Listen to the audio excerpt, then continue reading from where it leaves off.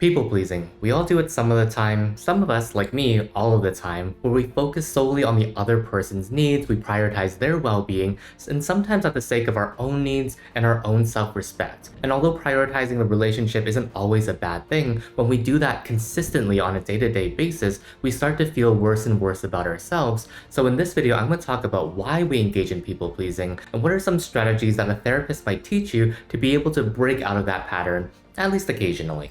Hi, if you don't know me, my name is Dr. Parky Lau. I'm a clinical psychologist licensed in the state of California as well as the province of Ontario, and I've been studying and practicing evidence-based therapies for the better part of a decade now, and I'd love to share some of that information with you. So when it comes to people-pleasing, I think there are really two main mechanisms that contribute to people-pleasing. Number one being a fear of negative evaluation or a fear of consequences of not prioritizing the other person. Like being worried that if you don't, the other person's going to be angry, they're not going to want to be friends with you, they're not going to want to engage with you any longer. So as a result, because you're worried about what other people might think, you end up prioritizing the relationship instead. So why assert your needs when you can just focus on the other person, your partner, for example, so that, they stay happy and you don't end up getting any flame or buzz for it. And a second potential mechanism is a general lack of self-esteem. Like generally speaking, you don't feel yourself as very worthy or your contributions are very valuable. And as a result, paired with kind of being worried about what other people might think, for example, you might not really want to participate in the classroom or participate in a work meeting because number one, you feel like your contributions are going to be pretty lame anyway, so other people are going to be bored, and you really need this sort of amazing idea. So your threshold for what it means to have a valuable contribution is pretty high, so it makes it much more likely that you're not really going to participate unless you have this really cool original idea, which isn't going to happen all of the time for any of us. And the problem with this is that it becomes a little bit of a vicious cycle. When we're always focused on the other person, for example, then you're never really showing yourself that level of self-respect to say, my ideas, my opinions deserve to be heard, and my needs deserve to be met. Because you're like, well, you know what, like it doesn't really matter. I'm just going to focus on the other person. And the sort of unconscious version of you says, well, Parky or, myself isn't really worth taken care of. So why would I feel good about someone that I think doesn't really deserve to be heard or listened to or have their needs met?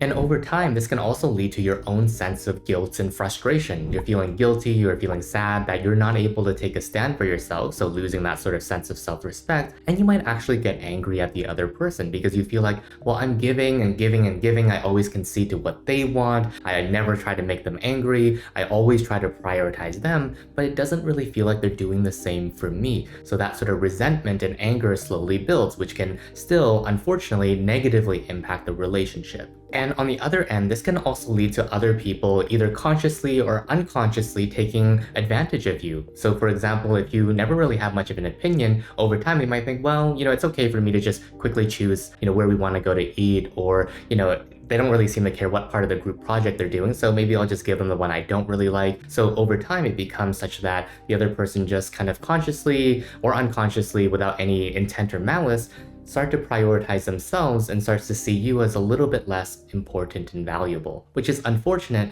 but that sort of behavioral pattern can lead to sort of that particular outcome. So let's talk about some therapy strategies that I find very helpful for reducing people pleasing. So number one is something we call the behavioral experiment, where the behavioral experiment really is meant for us to test negative predictions or beliefs about what would happen in certain situations. Like for example, if I were to assert my need, the other person is going to be angry at me. They're not going to want to help. Or if I join into a conversation in a work meeting, other people are going to look really bored. They're going to be disengaged, distracted. They're not really going to care about what I'm saying or thinking. And as a result, I don't engage in that behavior. And what the behavioral experiment essentially does is says, well, actually, I don't really know what will happen.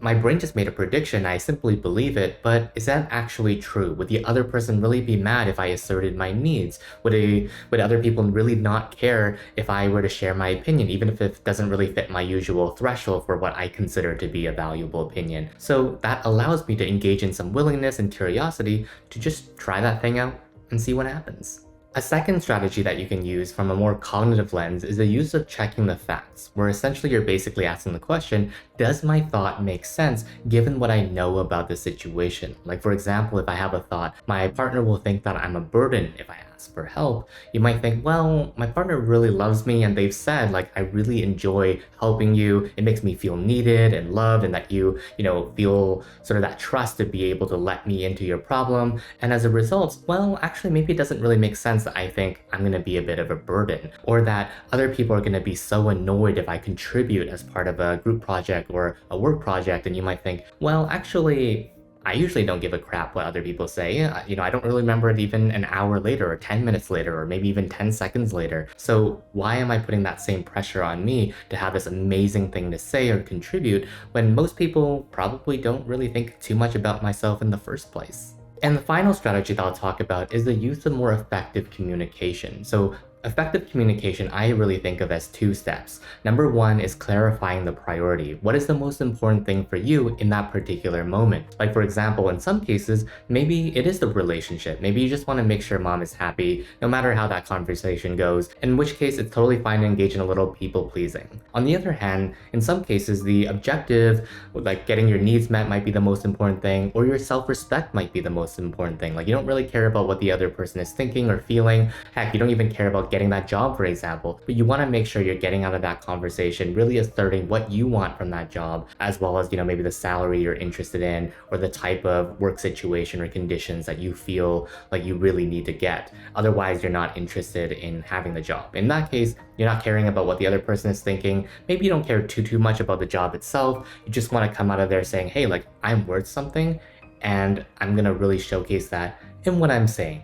And a strong framework for being able to communicate effectively your need is the DEAR framework, which stands for describe, express, assert, and reinforce. So you're describing the facts of the situation, you're expressing how you feel about the situation, you're asserting your needs, and then R, you're reinforcing the behavior. So you're sweetening the deal to make it more likely for them to say yes.